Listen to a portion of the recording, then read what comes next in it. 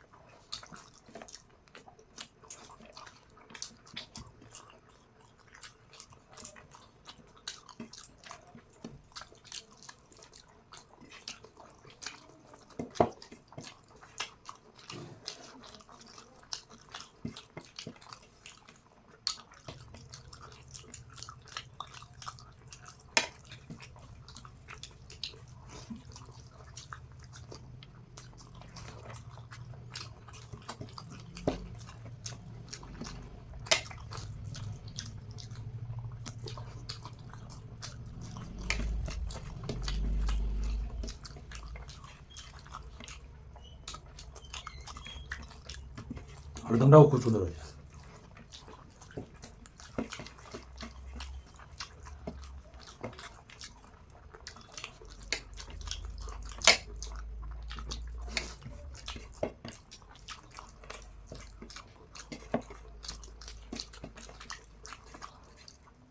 হবে না?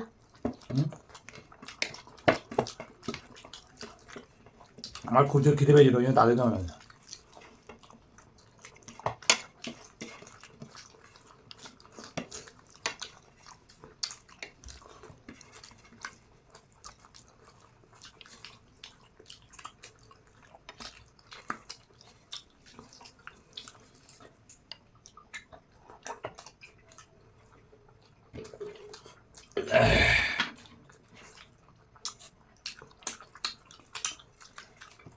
একটুখানি জন্য হেরে গেলাম।